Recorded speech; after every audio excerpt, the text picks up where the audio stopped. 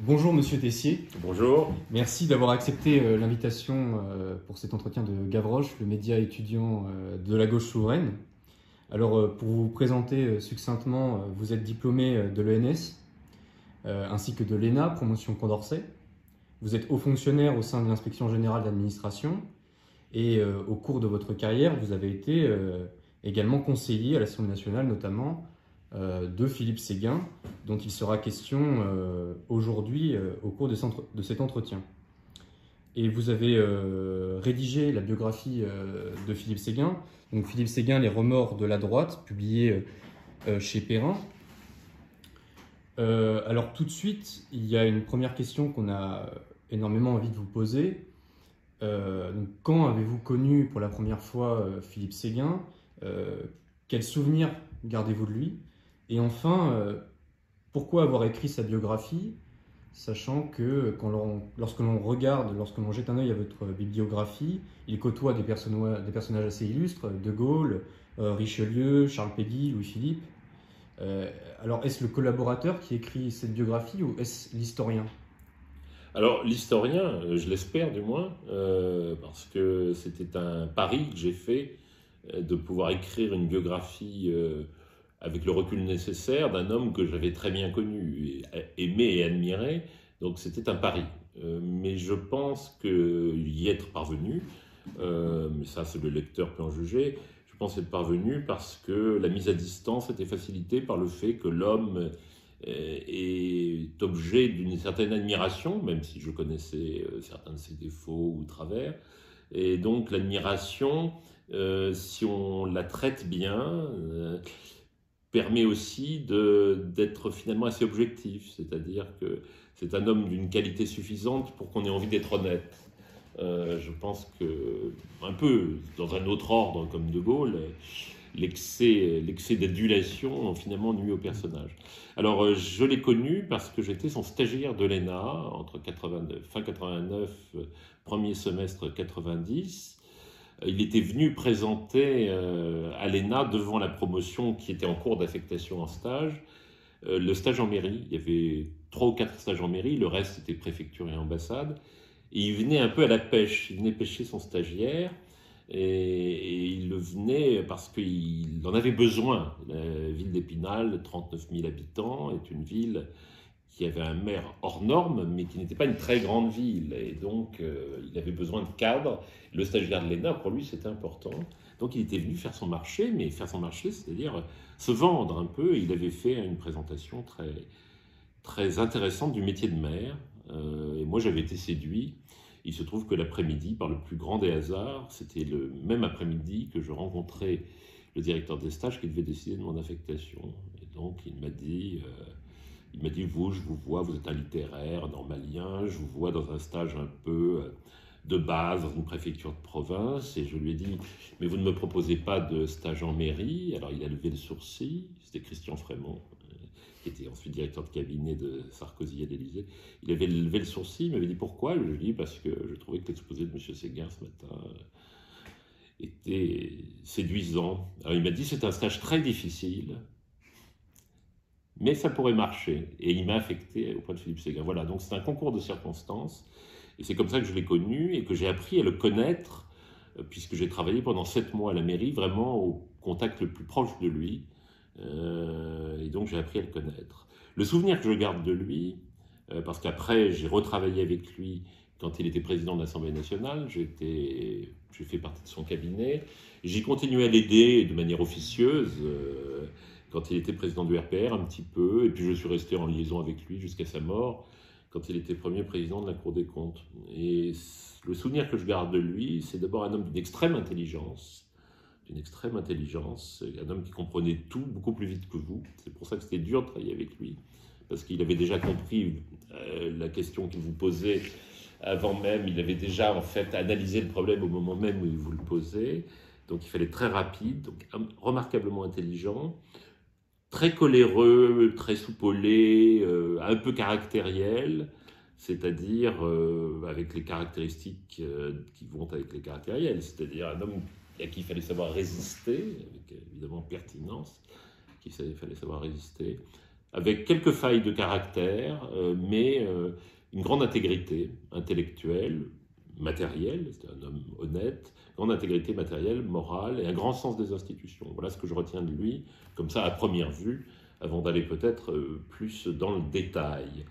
Et la troisième question que vous me posiez, c'était pourquoi avoir écrit ce livre. Donc j'ai travaillé avec lui à plusieurs reprises, en 90, en 95-98, et puis je l'ai fréquenté un peu jusqu'à sa mort en 2010. Et très vite, j'ai eu le sentiment que si on n'écrivait pas sur lui, son souvenir allait un petit peu s'estomper, parce qu'il avait finalement exercé des fonctions importantes, mais qui n'étaient pas les fonctions présidentielles ou Premier ministre. La mémoire des peuples est fugitive, et donc je craignais que le temps passe, et donc je voulais laisser une trace. La famille avait en plus déposé ses archives aux archives nationales qu'il fallait exploiter, et je pensais que c'était le moment de faire un portrait de Philippe Séguin. Il y avait déjà eu des livres sur lui faits par des journalistes dans les années 90, mais de faire une biographie vraiment historique, avec une sorte d'ouverture un peu sur l'état de ce qui était devenu le gaullisme en 2010-2020. Et voilà, c'est pour ça que j'ai fait ce livre. Je crois que j'ai eu raison, parce que il a contribué, modestement, mais il a contribué à maintenir la mémoire de Philippe Séguin, l'intérêt pour Philippe Séguin, qui par ailleurs se maintient par les réseaux sociaux, par Internet, et qui, j'ai pu constater, puisque je suis aussi professeur, j'enseigne en préparation au concours administratif, je vois des générations d'étudiants qui n'étaient pas nés au moment du traité de Maastricht, par exemple en 1992, qui a été comme l'heure de gloire de Philippe Séguin, et qui connaissent Philippe Séguin, qui s'intéressent à lui. Donc sa mémoire est vivante. Le livre y a peut-être un peu contribué, mais en tout cas, c'est surtout Philippe Séguin, et je crois que ça tient à sa personnalité, au timbre de sa voix, et à la force de conviction qu'il exprime. Alors justement, pour revenir un peu plus brutalement sur la vision politique de Philippe Séguin voyait en l'expression gaullisme social une forme de non-sens, une forme de pléonasme. Pourquoi ? Parce que pour lui, le gaullisme était social par nature. C'était un homme... Philippe Séguin était un homme cultivé, qui connaissait bien l'histoire. Et d'ailleurs, il avait pensé à faire une carrière d'historien et de professeur d'histoire quand il était jeune. Quand il était à Aix, il avait fait des études d'histoire. Il avait eu des maîtres en histoire contemporaine qu'il aimait beaucoup, notamment Pierre Guéral. Et donc, il savait qu'il y avait dans le gaullisme une dimension sociale quintessentielle. C'est-à-dire que ce n'était pas un versant... Parce qu'on parle beaucoup des gaullistes de gauche, René Capitan, Louis Vallon, c'était tout un courant dans les années 1960, mais c'est encore un peu différent, le gaullisme de gauche. Le gaullisme social, c'est le gaullisme tout court, parce que De Gaulle était imprégné de la question sociale.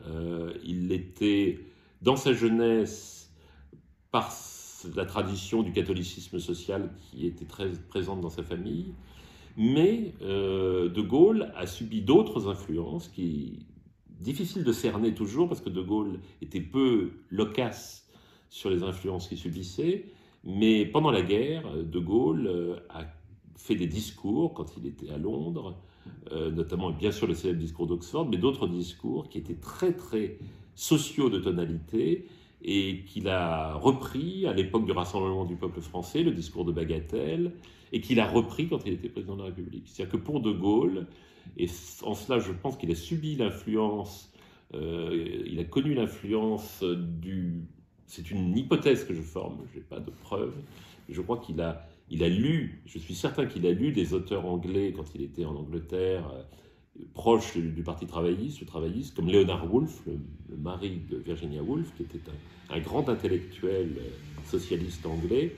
Et De Gaulle avait cette idée, qui n'était pas strictement catholique, qui était aussi sous l'influence de la guerre et de la montée de la pensée sociale.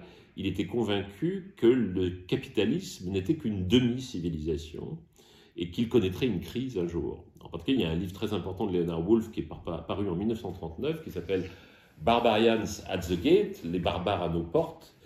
Et on croirait que De Gaulle avant la lettre, où Leonard Woolf dit, c'est à la veille de la guerre, de la Seconde Guerre mondiale, il dit il y a la montée du fascisme, il y a le nazisme en Allemagne, il était critique, déjà Leonard Woolf, qui à l'époque au Parti travailliste anglais était assez inédit envers le système communiste, il a dit il y a le stalinisme. Ce sont des totalitarismes qui vont infliger certainement des souffrances épouvantables à l'Europe. Mais, dit Leonard Woolf, ces souffrances et ces totalitarismes, nous en viendrons à bout. Par contre, il y a une autre forme de barbarie qui est plus douce, plus insidieuse, et celle-ci, elle est déjà à l'intérieur de nos portes. C'est une certaine barbarie du capitalisme, et c'est ce côté inachevé du capitalisme qui est porteur d'injustice sociale et d'une certaine violence sociale. Et je pense que ça a vraiment pu influencer De Gaulle, parce que c'est un discours qu'on retrouve chez De Gaulle, c'est que le capitalisme est une civilisation inachevée, et qu'il est porteur d'une certaine violence sociale, d'une forme d'aliénation, et ça va marquer toute l'histoire de Gaulle et du gaullisme jusqu'à sa mort en 1970, jusqu'au référendum de 69 et la participation. Et Philippe Séguin est l'héritier de cette tradition, parce qu'il savait que c'était plus qu'un volet du gaullisme, c'était au cœur du gaullisme, cette idée que finalement, il faut lutter contre nos propres démons, et que le système capitaliste, De Gaulle n'était pas un adversaire du système capitaliste, il n'était pas communiste, il pensait que les économies libérales, c'était le cadre logique dans lequel le système français s'inscrivait, mais que c'était un cadre imparfait et qui finirait par se retourner contre lui-même si on ne traitait pas la question sociale. Et alors, sur cette sensibilité sociale de Philippe Séguin, justement, il a été 20 ans député des Vosges, 14 ans maire d'Épinal, et donc longtemps été élu dans des terres qui sont industrielles, et dans une période qui était justement marquée par une forte désindustrialisation. Et donc, ne pensez-vous pas que d'une certaine manière, cette sensibilité sociale de Philippe Séguin vient aussi de son expérience d'élu? Si, bien sûr.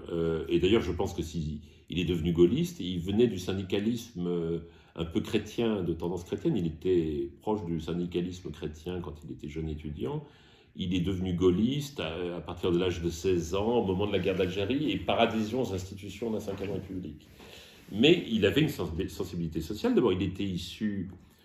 sa famille, ses grands-parents en Afrique du Nord étaient aisés, c'était des propriétaires terriens, c'était des pieds noirs venus du Bordelais, mais il a grandi dans un milieu modeste. Sa mère était institutrice, veuve très tôt, et elle s'est remariée avec un instituteur. Il a donc grandi dans un milieu modeste. Il disait lui-même, quand il était reçu à l'ENA, il a préparé l'ENA à Aix-en-Provence, il était reçu à l'ENA et il disait « je suis le petit chose ».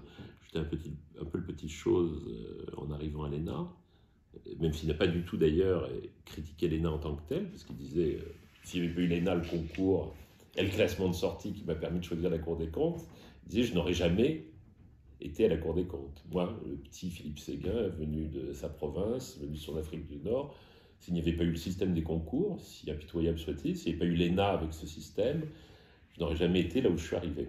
Je referme cette parenthèse, mais pour dire que oui, il avait une sensibilité sociale, même une sensibilité de gauche, je crois qu'on peut le dire, et qui s'est encore renforcée lorsqu'il s'est présenté en 1978 aux législatives dans les Vosges. À l'origine, il aurait voulu se présenter dans le Var, qui était là où il avait grandi à partir de son adolescence, quand il était rentré de Tunisie. Mais le RPR, à l'époque, avait trouvé que pour un jeune homme politique, haut fonctionnaire de 34 ou 35 ans, c'était un petit peu ambitieux, sauf que le Var. Et donc, on l'a parachuté dans les Vosges, qui n'était pas du tout ni son climat habituel, c'est un homme du Sud, ni un milieu qui lui était familier, mais qui par contre était effectivement un département livré à de graves difficultés sociales, parce que l'empire Boussac s'était effondré.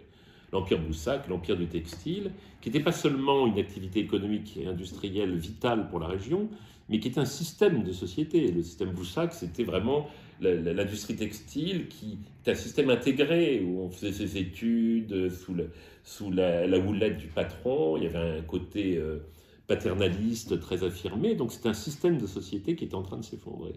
Et c'était une circonscription de gauche, et donc c'était pas un cadeau qu'on avait fait à Philippe Séguin.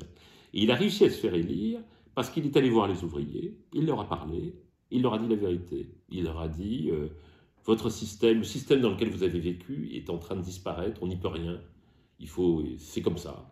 Mais il ne faut pas baisser les bras et il faut préparer la reconversion du département, il faut préparer votre reconversion. Donc il a tenu un discours de vérité aux syndicats, aux ouvriers, et c'est très bien passé parce que, d'abord, il était très bon techniquement, c'était l'énarque quand même typique, il avait été très bien formé, et puis parce qu'il savait parler, c'était son côté instituteur, il savait parler aux gens avec simplicité, avec sincérité, et puis parce qu'il était proche du peuple. Il était élu député des Vosges en 78, et maire d'Épinal en 83, ce qui était encore plus difficile, parce que la mairie d'Épinal était aussi à gauche, et il a véritablement marqué la ville et le département de son action en faveur des ouvriers, en faveur, c'est lui qui a fait venir une énorme entreprise norvégienne du bois qui s'appelle, j'ai oublié le nom d'ailleurs, les années passant, enfin qui est une très grosse entreprise qui s'est installée sur place. Il a aidé à la reconversion, il a eu une politique qui avait une population d'origine émigrée très importante à Épinal. Il a abordé le problème avec une extraordinaire franchise et un extraordinaire courage. Évidemment, il était très sensible au sujet par ses origines. La Tunisie, pour lui, il le disait, c'est la seconde patrie. Il était très social, irréductible à toute forme de racisme, de xénophobie, donc il a laissé sa marque aussi. Donc voilà, et je crois que oui, c'était très important pour son implantation dans les Vosges. Il a beaucoup marqué les Vosges et la ville d'Épinal par ce côté social qui n'était pas une posture, mais qui était quelque chose de très concret. Et vraiment, moi je l'ai vu quand j'étais stagiaire à la mairie, voilà, c'est-à-dire qu'il s'impliquait personnellement de manière extrêmement féroce. Enfin, je veux dire, il utilisait sans vergogne tout le système de relations qu'il avait, toute sa connaissance des institutions pour mener sa politique sociale. Et alors, pour revenir au passage de Philippe Séguin à l'ENA, il a eu la particularité de faire un de ses stages auprès du gouverneur de Polynésie. Et ne pensez-vous pas que la vision gaullienne de Séguin est aussi singulière dans le paysage politique, parce que justement, à cette époque, il a été à l'étranger lors des événements de mai 68. Oui, c'est-à-dire que c'était quelque chose, c'est une sorte de... C'est très curieux. Il n'était pas là en 68. Il était très loin, à une époque où il n'y avait pas Internet, il n'y avait pas les téléphones portables, les communications étaient moins faciles. Il y avait le téléphone, mais enfin, avec à la fois le décalage horaire et la médiocrité technologique de l'époque. Et donc, il n'a pas vu le système de la Ve République chanceler, il n'a pas vu le mouvement de 68. Il n'en a pas perçu, évidemment, tout de suite les ramifications qui, en fait, ont été profondes, puisque c'était un grand ébranlement des structures sociales, des mentalités. Et quand il est rentré, il avait une vision de 68, pour lui, c'était, ce qui était une part de la réalité, mais une part seulement, c'était pour lui un mouvement de jeunes bourgeois trop gâtés. Et donc, il a eu cette sorte oui, pas de trou un petit peu dans sa formation politique. Il n'a pas connu 68. Je ne sais pas comment il aurait réagi. Je ne pense pas qu'il serait monté sur les barricades. C'était un homme curieux parce que c'était un homme très révolutionnaire par certains côtés, mais très respectueux des institutions aussi. Mais enfin, en tout cas, voilà, il a loupé ça et finalement, ça ne lui a pas nui parce qu'il était sans complexe. Il était gaulliste sans complexe. Il est resté gaulliste, il n'a pas du tout considéré que De Gaulle avait gatifié ou était à côté de ses pompes. Il est resté profondément gaulliste, profondément attaché aux institutions de la Ve République, et toujours aussi social, plus social que jamais. Pour revenir sur un aspect un peu plus intime de la personnalité de Séguin, vous la décrivez comme parfois contradictoire. Il était bienveillant, tendre, mais aussi colérique, ombrageux, sujet à l'exaspération, l'angoisse et la lassitude. Est-ce que ces traits de caractère ont freiné sa trajectoire politique ? Oui, ils l'ont freiné incontestablement parce que une des raisons qui faisait qu'on hésitait à lui confier certaines responsabilités, c'était le caractère. Je crois en particulier que dans la réticence persistante que Jacques Chirac a montré à confier la responsabilité suprême à Philippe Séguin, en particulier celle de Premier ministre, puisque en 1995, quand Jacques Chirac a été élu, il le devait beaucoup à Philippe Séguin, et pourtant c'est Alain Juppé qui l'a nommé Premier ministre.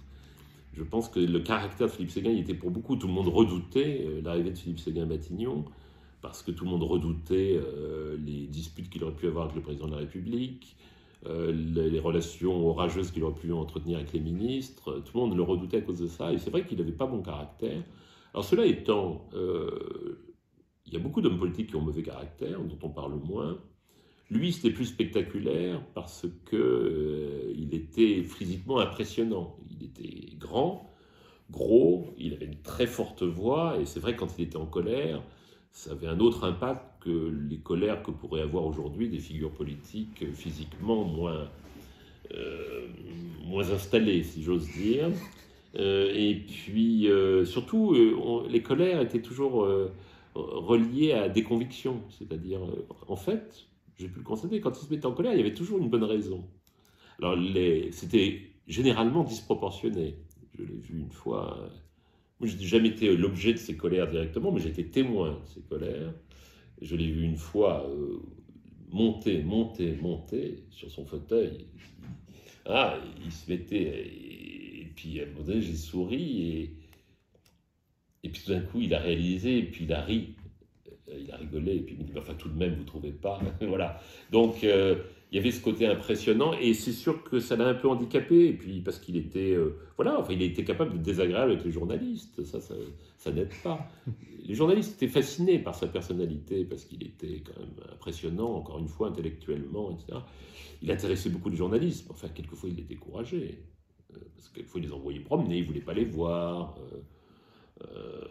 Voilà, Philippe Séguin, c'est un homme qui, président de l'Assemblée nationale, ayant son bureau à l'hôtel de l'AC, il arrivait qu'ils doivent ouvrir ou clôturer un colloque qui se tenait dans le bâtiment qui est rue de l'Université, de l'autre côté de l'hôtel de l'AC. Il lui est arrivé d'y aller en voiture parce qu'il ne voulait pas croiser des députés, leur serrer la pince. Il n'avait pas envie de faire la conversation au passage. Donc voilà, on avait envie de lui dire quelquefois, si vous n'aimez pas la politique, faites autre chose. Il aimait la politique, mais il était peu porté vers certaines de ses contraintes, et je crois que ça lui a nui, oui. On dit que parfois les agents de police étaient capables d'entendre de leur scooter les colères que poussait Philippe Séguin lorsqu'il était dans la voiture. Oui, c'est ce que m'a dit un jour un de ses gardes du corps qui était sur la moto qui suivait la voiture. Il m'a dit qu'il l'entendait quelquefois crier dans la voiture depuis la moto à l'extérieur. Voilà. Mais à côté de ça, il était capable d'être charmant. C'était des colères qui retombaient très vite. C'est-à-dire qu'il était capable d'oublier sa colère 20 minutes plus tard et d'être devenu normal. Et puis, il y avait d'énormes compensations. C'est-à-dire qu'il avait une personnalité tellement intéressante qu'on lui pardonnait. Mais en politique, les autres lui pardonnaient plus difficilement. Alors en 2003, il écrit dans ses mémoires, pour lesquels il a choisi un très beau titre par ailleurs, Itinéraire de la France d'en haut, d'en bas et d'ailleurs. Je cite, « J'aurais pu me demander à la longue si je n'eusse pas mieux fait de m'abstenir d'entrer en politique. » Est-ce que finalement, Philippe Séguin n'a pas été désabusé, découragé et déçu par la politique? Bah si, d'ailleurs, il a quitté la politique officiellement en 2002. Après, il l'avait quitté en fait, de fait, après son échec au municipal en 2001 à Paris. Mais il a quitté vraiment la politique en 2002. Il n'avait pas 60 ans. Il ne s'est pas représenté, il a refusé d'adhérer à l'UMP, alors qu'il avait toujours été fidèle au RPR, bien qu'il considéra que le RPR avait perdu sa fibre gaulliste depuis longtemps. Mais enfin, c'était encore l'héritier du mouvement gaulliste. Il a refusé d'adhérer à l'UMP, ce conglomérat informe, centro-libéral, dans lequel il ne se reconnaissait pas. Il a quitté la politique, il est rentré à la Cour des comptes, dont il a été nommé premier président ensuite par Nicolas Sarkozy.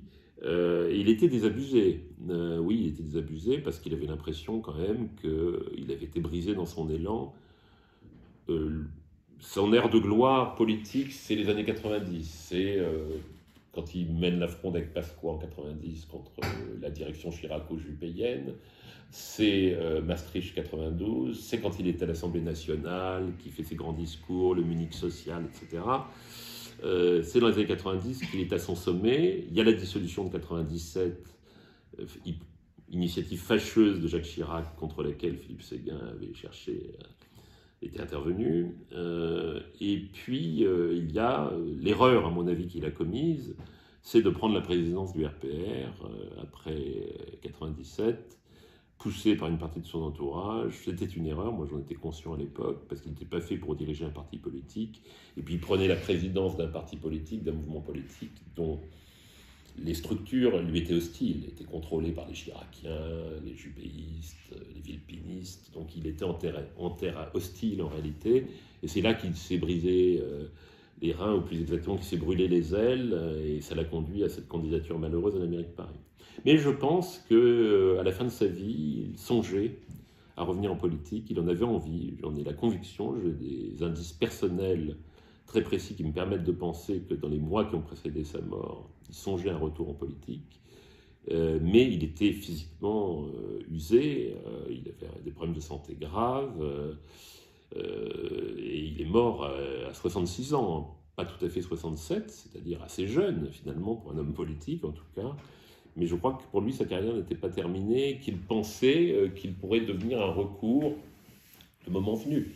Et il est certain que quand on voit la situation de la France aujourd'hui, même depuis un certain nombre d'années, depuis 7-8 ans, quand on voit ce qu'est devenue la situation politique française, on voit que Philippe Séguin était la réponse presque idéale à cette situation. La désaffection des Français pour la politique, la remontée puissante de la question sociale, l'apparition des populismes, mais qui sont l'expression quand même d'une frustration. Moi, je n'ai jamais considéré qu'il y avait, si on prend le nombre d'électeurs de Marine Le Pen au second tour de l'élection présidentielle, je n'ai jamais considéré qu'il y avait 40% d'électeurs d'extrême droite en France. Ce n'est pas vrai.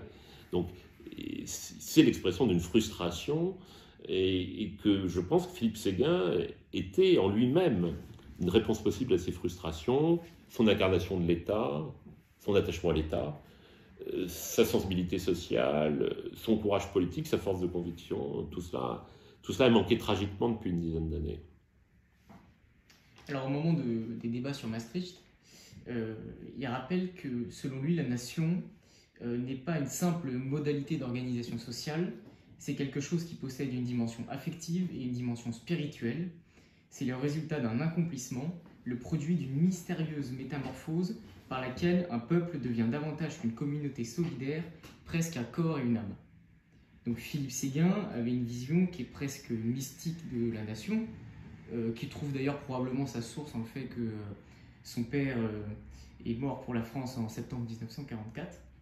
Et est-ce que ce ne serait pas ce trop large écart entre la vision de la nation qu'avait Philippe Séguin et la réalité de l'engagement politique qui l'a désabusé ?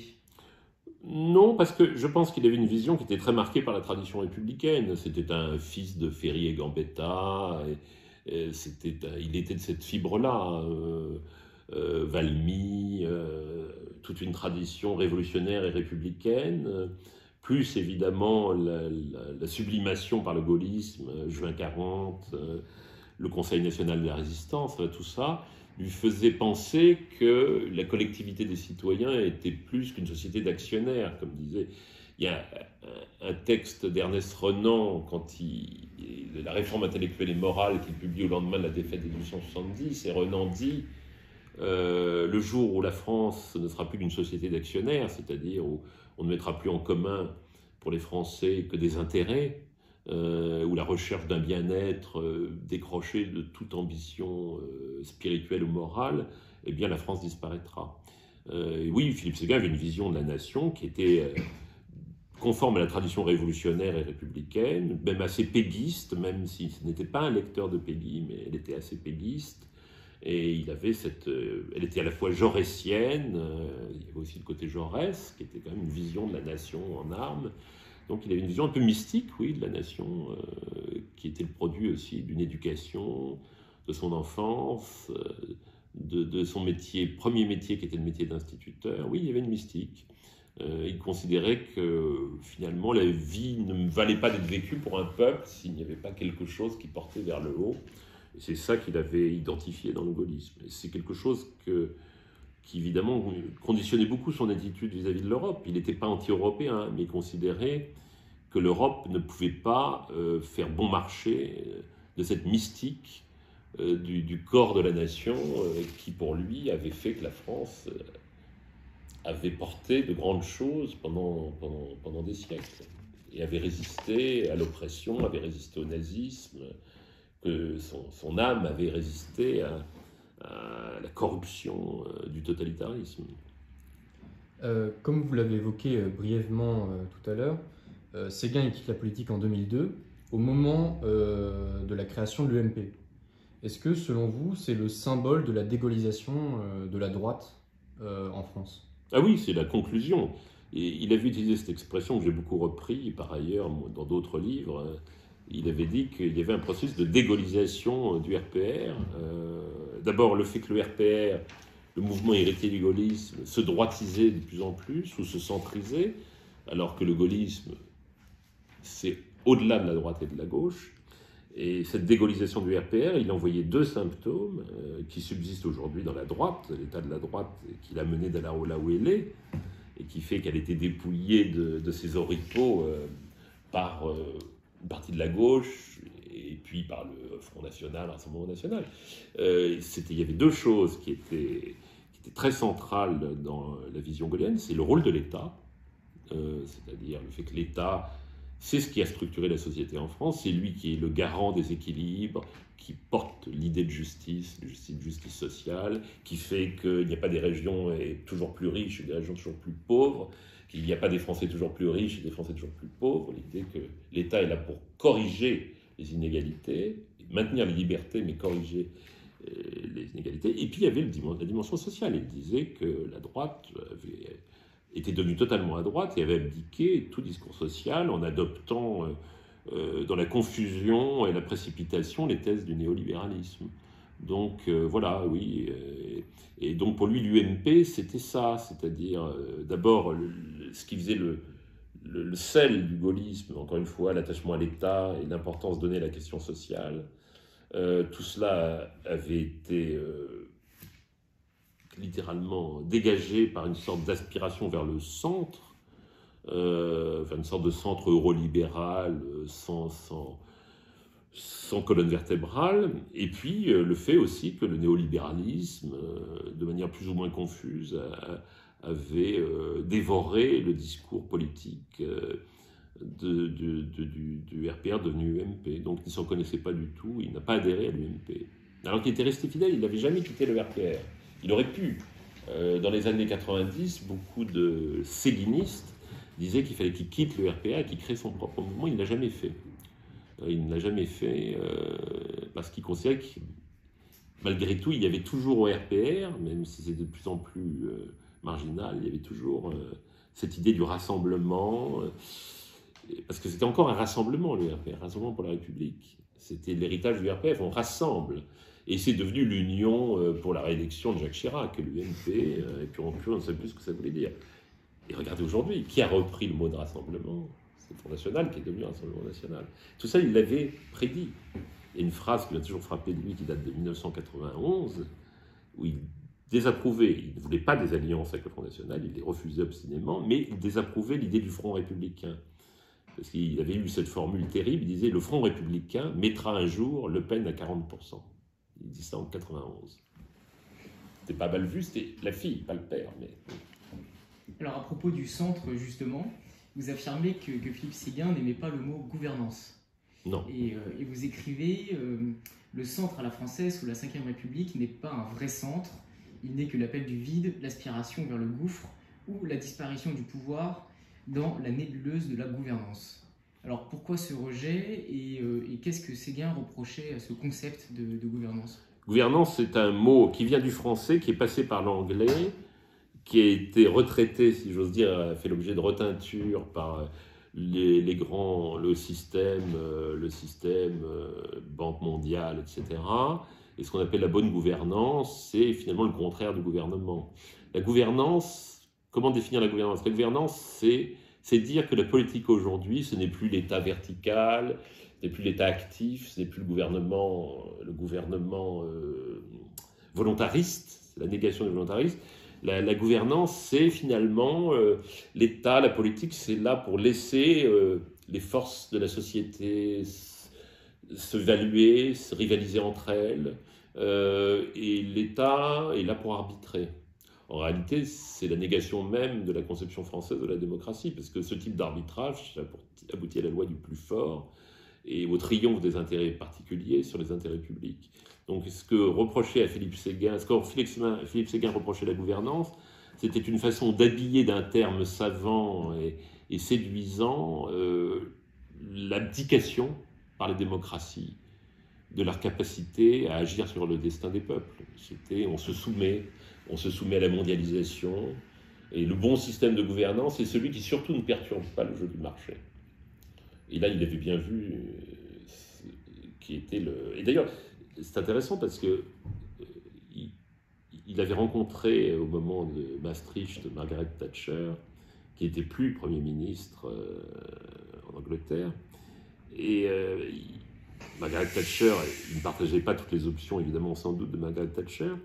Mais Margaret Thatcher avait, dans son dernier livre, qui n'a jamais été traduit en français, qui s'appelle Statecraft, qu'elle a fait au début des années 2000, elle développe une idée intéressante. Elle dit, finalement, les démocraties modernes ont une sorte, elle dit, de distaste for power, de dégoût pour le pouvoir.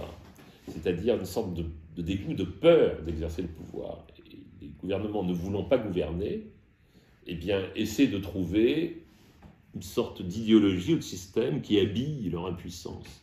Et c'est le mot de gouvernance. La gouvernance, c'est l'autre nom du non-gouvernement. Et ça, Philippe Séguin l'avait diagnostiqué très tôt. C'est un volontariste, Philippe Séguin, par essence. Il considère que le rôle de la politique, c'est d'exprimer une volonté. Et que le suffrage, c'est pour ça qu'il était pour le scrutin majoritaire, pas la proportionnelle, il est le suffrage, c'est fait pour dégager une majorité qui va permettre au gouvernement de gouverner. Vous disiez dans votre propos introductif que Séguin était l'un des derniers politiques à avoir l'instinct des institutions. Qu'est-ce que cette formule désigne à vos yeux? Et est-ce selon vous une qualité perdue des responsables politiques aujourd'hui? Oui, il avait un surmoi. Il savait d'instinct que quand on exerçait une fonction, quelle qu'elle fût, eh bien on devait être à la hauteur de cette fonction.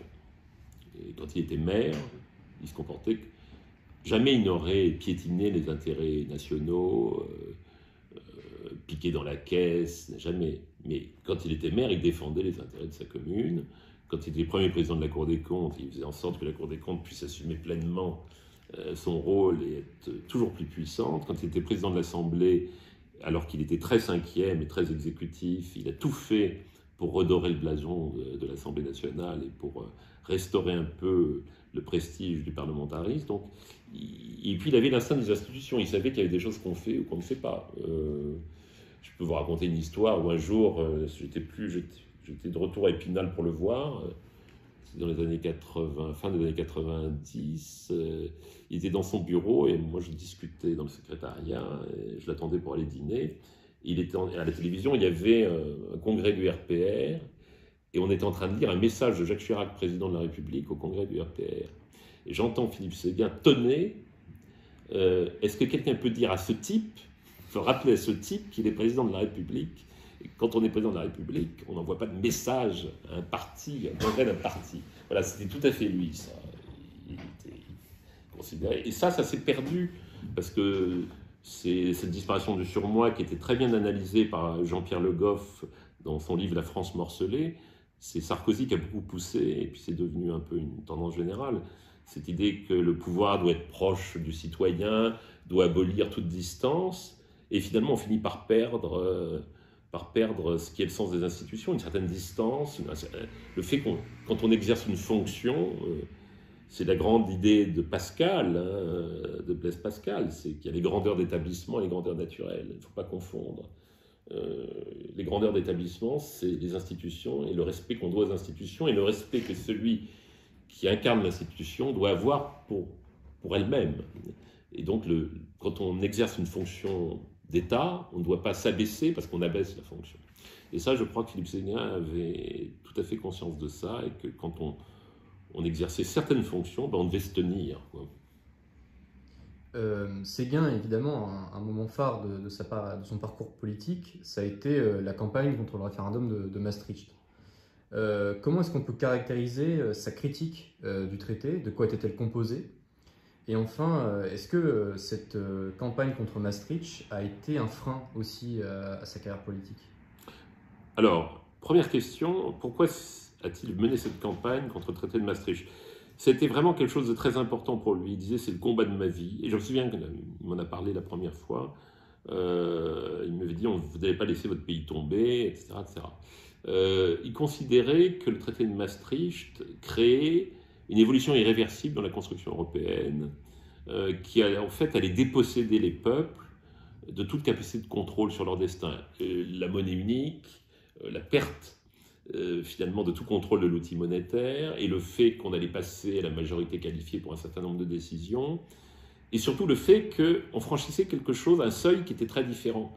Jusque-là, c'était une Europe qui restait, qui n'était pas celle que voulait De Gaulle, mais qui restait quand même dans l'idée que c'était des nations qui travaillaient ensemble, conscientes de leurs intérêts, mais soucieuses de rassembler leurs efforts pour être plus puissants ensemble. Et que là, on passait à quelque chose de différent, qu'on allait transférer en quelque sorte ce qui fait l'essence de la démocratie, c'est-à-dire la souveraineté nationale, à des instances qui n'avaient aucune légitimité démocratique. Et il trouvait que c'était un peu fort, quoi, parce que faire des transferts de souveraineté, oui, d'accord, mais si on transfère des éléments de souveraineté d'institutions démocratiques à d'autres institutions démocratiques. Il trouvait qu'on mettait la charrue avant les bœufs, en quelque sorte, qui fait d'abord faire une Europe politique, on pouvait aller assez loin, et qu'ensuite, lorsque cette Europe politique serait constituée avec des institutions vraiment démocratiques, on pourrait faire les transferts de souveraineté. Ce qui était l'idée de De Gaulle. D'ailleurs, De Gaulle l'a écrit dans les Mémoires d'Espoir. Il disait, il n'est pas impossible qu'un jour, on ait une Europe politique qui puisse être une entité ressemblant beaucoup à une nation. Mais il disait, mais il faudra beaucoup de temps, beaucoup d'étapes, et surtout, il faudra accomplir ce chemin avec le soutien des peuples. Donc Philippe Séguin pensait que Maastricht, c'était une sorte de violence institutionnelle sournoise faite au principe de souveraineté nationale et donc à la démocratie. Et par ailleurs, il considérait qu'on était sur une méthode dramatique qui était qu'on allait faire ratifier, parce qu'il fallait modifier la Constitution, ça avait été une décision du Conseil constitutionnel, et il savait que le projet non seulement de François Mitterrand, mais de la classe politique dans sa majorité, c'était de faire adopter ça en catimini par les assemblées. Et lui, il voulait un référendum parce qu'il disait une évolution aussi majeure, une fracture aussi majeure, elle doit être portée avec l'assentiment du peuple. Et c'est ce qu'il a obtenu avec le fameux discours du 5 mai 92. Et François Mitterrand a fini par se rendre compte qu'il fallait faire un référendum, que l'argument de Séguin portait, et par ailleurs, il pensait assez habilement que ça créerait un peu la discorde chez l'ennemi, c'est-à-dire à droite. Et donc, Philippe Séguin a obtenu que le référendum se tienne. Il a fait en sorte qu'il y ait une vraie campagne. Au début, tout le monde disait les anti-Maastricht, c'est des Français avec des bérets basques et des baguettes qui ne comprennent rien à l'Europe. Et en fait, très vite, les partisans de l'Union ont monté. Et s'il n'y avait pas eu le débat de septembre 92 entre François Mitterrand et Philippe Séguin, où Mitterrand incontestablement a eu l'ascendant, mais à la suite d'une mise en scène un peu pénible de sa maladie et de la révélation de sa maladie dans les jours qui ont suivi, le non était très près de passer. Donc ça a été vraiment le combat de sa vie. Et oui, vous avez raison, ça a été un handicap politique énorme pour lui, parce qu'ensuite, il était considéré comme anti-européen, quoi qu'il s'en défendît. Il disait, je ne suis pas contre l'Europe, je suis contre une certaine façon de faire l'Europe, mais il était considéré comme anti-européen et donc non recevable par les partenaires européens, notamment l'Allemagne. C'est une des raisons aussi, je parlais du caractère tout à l'heure, mais une des raisons pour lesquelles Jacques Chirac ne voulait pas prendre Séguin à Matignon, c'était parce qu'il y avait une sorte de veto non formulé, ou formulé, je n'en sais rien, après tout. Il y avait une sorte de veto sous-jacent de Berlin. Voilà, donc, c'était considéré, d'où la dissolution de 97, parce qu'il fallait absolument, en fait violer les engagements de la campagne de 95, donc il fallait faire des élections, avoir une nouvelle majorité pour se conformer le plus vite possible aux critères de Maastricht et faire la monnaie unique dans les conditions requises par le traité. Et donc Séguin était... Et ça d'ailleurs, il a eu du mal à le comprendre, parce que autour de lui, il y avait des gens qui le poussaient en disant « mettez un peu d'eau dans votre vin et vous serez Premier ministre parce que Chirac sera obligé de vous prendre. » Et moi, j'ai toujours pensé que Chirac ne le prendrait jamais. À cause de ça, à cause du caractère et à cause de l'obstacle que pouvait mettre. Voilà, c'est pas une nouveauté. On a constaté, même dans la période récente, que les puissances européennes interviennent dans le débat politique intérieur français de manière très ostentatoire aujourd'hui. Mais il est probable que ça l'était de manière plus subtile à l'époque.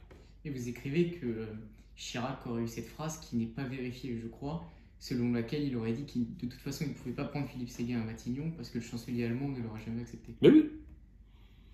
Alors peut-être que le chancelier allemand n'a rien dit, mais enfin, c'est très possible qu'au cours de conversation dans une brasserie strasbourgeoise, non mais c'est évident, c'est évident. C'est évident. C'était l'homme, Philippe Séguin dans les années 90, c'était l'homme, c'était vraiment l'homme de premier plan. Mais voilà, par ses propres convictions, il s'était en quelque sorte fermé la route du pouvoir. Et en même temps, il n'a jamais voulu franchir le Rubicon, créer son propre mouvement et affronter Jacques Chirac. C'est ça qu'on peut lui reprocher, que certains séguinistes lui reprochent. J'ai eu souvent des discussions avec des séguinistes historiques qui lui en veulent un peu de ne pas avoir franchi le Rubicon et de ne pas s'être opposé directement à Chirac. J'ai un point de vue plus mesuré. Je pense que tout ça s'est passé très vite, surtout très vite, et que les pots de banane n'ont pas manqué. Puisque quand il était président du RPR, véritablement, s'est fait piéger à plusieurs reprises, jusqu'à l'épisode de la candidature à la mairie de Paris, qui était un piège, dans lequel il est tombé. Philippe Séguin, alors ministre des Affaires sociales, cherchait à souligner sa vision long terme, notamment sur la question du financement de la sécurité sociale à l'époque. Il souhaitait alors prévoir dès 1986 des mesures de plus long terme et non de pure économie de court terme. Séguin était-il un penseur de temps long? Et vous qui avez été directeur du Centre d'études et de prospective du ministère de l'Intérieur, la fin de la carrière politique de Séguin n'est-elle pas aussi la fin de l'État stratège? Ah oui, ça correspond de toute façon à un affaiblissement de l'État et à une perte en ligne de l'État, de la capacité de prospective et de projection de l'État. Oui, ça c'est certain. Oui, si c'était un homme du long terme, comme tout vrai gaulliste. Le problème quand il était ministre des Affaires sociales entre 86 et 88, c'est qu'il était donc ministre d'une majorité qu'il savait éphémère, puisqu'il devait y avoir une élection présidentielle en 88. La droite avait gagné les élections de 86, mais il devait y avoir une élection présidentielle en 88. Donc il y avait à ce moment-là, c'est l'époque où la droite était très pénétrée des idées reaganiennes, thatcheriennes, etc., de manière assez superficielle, mais de manière quand même assez active. Et donc il était poussé à faire des réformes, d'où l'affaire de la suppression de l'autorisation administrative de licenciement, et il était poussé, et il n'arrêtait pas de dire à Jacques Chirac, Premier ministre, et aux autres ministres, faites attention, nous ne sommes là que pour 2 ans, on ne va pas changer les structures même de la société française en 2 ans, et donc le grand souci de Séguin, c'était de préserver le système de protection sociale et les grands principes du système de protection sociale. Et donc, c'est pour ça qu'il a refusé d'ailleurs, Martine Aubry à l'époque était la directrice du travail, tout le monde voulait qu'il la remplace, il a refusé de la remplacer. Et voilà, il a lancé, alors aujourd'hui c'est une formule qui est un peu à la mode et un peu galvaudée, mais il a lancé des états généraux de la sécurité sociale en 87, qui n'étaient pas simplement pour gagner du temps, pour le plaisir de gagner du temps, mais il disait ne jetons pas le bébé avec l'eau du bain, ne sacrifions pas les principes fondateurs de notre système de protection sociale. Par contre, abordons franchement la question du financement, la question de la durabilité de notre système. Mais il n'a pas eu le temps, évidemment, puisque c'était le piège infernal dans lequel la majorité de droite s'est enfermée elle-même. On ne change pas un pays en 2 ans avec, à l'Élysée, un président de la République qui vous est hostile et qui songe à sa réélection. Ce n'était pas possible. C'était une erreur politique. Oui, il voyait sur la longue durée, bien sûr, comme De Gaulle. Dans un reportage, Philippe Séguin caricature un peu le rôle du président de l'Assemblée nationale en disant que finalement il ne consisterait qu'à signer des parapheurs. Il dit bon, le jeu est d'une extrême simplicité, un enfant comprendrait, il y a des mètres cubes de papier qui arrivent sur mon bureau et l'objectif c'est de les signer et de faire en sorte qu'ils repartent le plus vite possible. À l'Assemblée. À l'Assemblée, lorsqu'il était président de l'Assemblée nationale. Alors il le dit avec beaucoup d'ironie, avec beaucoup de légèreté, mais est-ce qu'au fond, cela ne traduit pas de l'affaiblissement de l'Assemblée nationale que l'on qualifie parfois de simple chambre d'enregistrement? Il attachait beaucoup d'importance à sa présidence de l'Assemblée. Il aimait beaucoup l'Assemblée. Quand j'étais stagiaire, il m'avait fait venir à Paris pour me la faire visiter, ce qui était assez... Donc j'ai visité l'Assemblée nationale en compagnie de Philippe Séguin. dans les couloirs, voilà. Et il aimait beaucoup le travail des députés, il aimait beaucoup l'Assemblée. Et il attachait beaucoup d'importance à sa tâche. Il a beaucoup fait pour rehausser le prestige et la dignité de l'Assemblée nationale pendant les 4 années où il a présidé l'Assemblée, en 93 et 97. C'est lui qui a inauguré les visites des chefs d'État étrangers, du président Clinton, du roi d'Espagne, etc. C'est lui qui, à travers le Parlement des enfants, c'était pas du tout un truc démago, le Parlement des enfants, c'était vraiment pour recréer un peu une dimension pédagogique de la démocratie, l'instauration de la session unique, etc. Alors, il disait, l'Assemblée n'est pas là pour faire ce que doit faire l'exécutif, mais elle est là pour débattre et pour contrôler. Il savait très bien que c'était l'exécutif qui faisait la loi, ça ne le gênait pas, mais par contre, il fallait qu'on débatte, il fallait qu'on contrôle ce que faisait l'exécutif. Donc c'était quand même son leitmotiv. Mais ce qui est vrai, et peut-être cette boutade que vous citez, c'était peut-être l'expression de cette sorte de désabusement. Ce qui est vrai, c'est qu'il quelquefois, il baissait les bras parce qu'il voyait que il était très convaincu de tout cela, mais que tous les députés ne l'étaient pas, et qu'il avait beaucoup de mal à convaincre ses propres collègues députés de cette nécessité de rehausser le rôle de l'Assemblée nationale. C'est quelqu'un, je pense, qui souffrait beaucoup de ça. Il était très énergique, plein d'idées, comprenant, comme je vous le disais, toujours tout plus vite que les autres. Mais justement, les autres, quelquefois, avaient du mal à suivre, ou traînaient les pieds, ou trouvaient qu'il en faisait trop.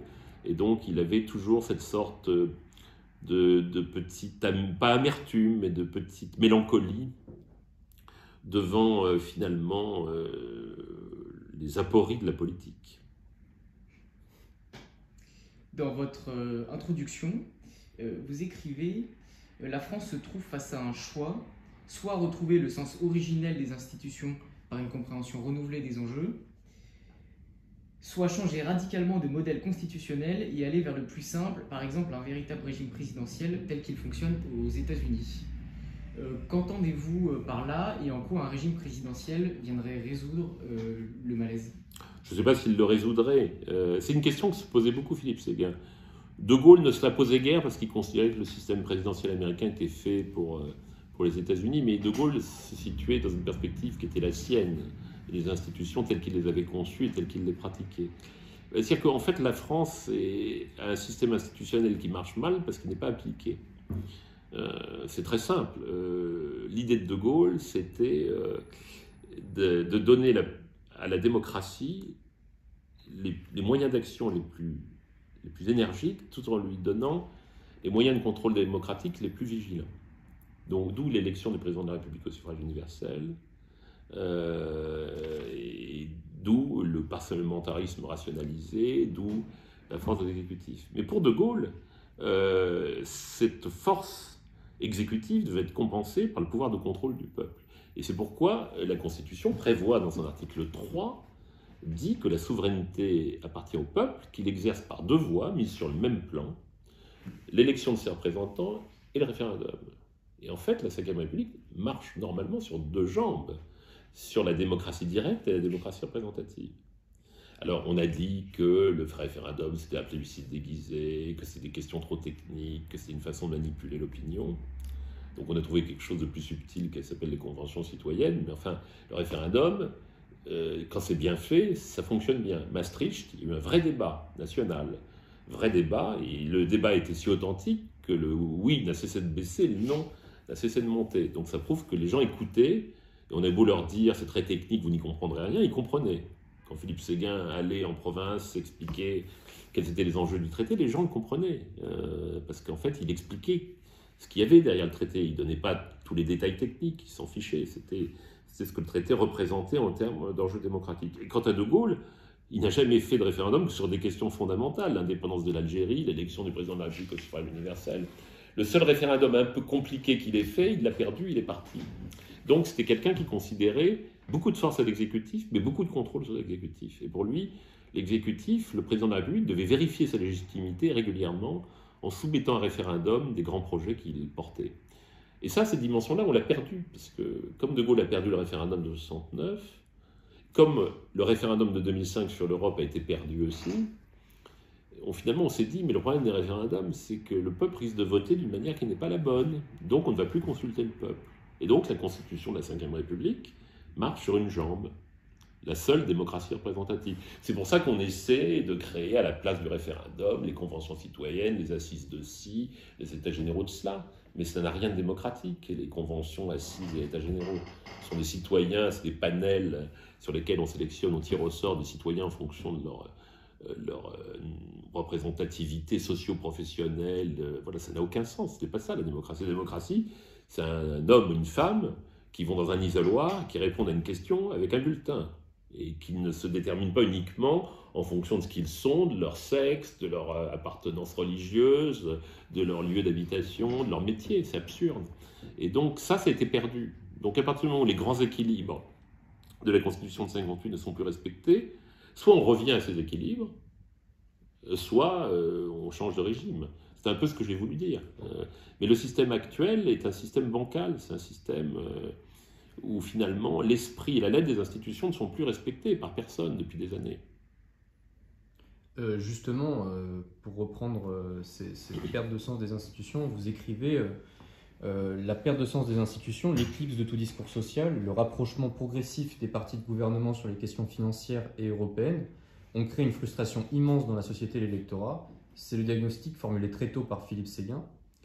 Et comme vous l'avez dit, Philippe Séguin disait même dès 1991, un jour, le Front républicain mettra Le Pen à 40%. C'est une question que vous avez plus ou moins déjà traitée en filigrane au cours de l'entretien, mais le délitement du gaullisme dont est témoin Philippe Séguin, est-ce que c'est l'une des raisons de la montée du FN? Bien sûr, c'est la raison directe. Le Front National a pris aussi des électeurs au Parti communiste, ça on le sait, notamment à cause de la question migratoire et puis de l'abandon par la gauche d'un certain nombre de thématiques.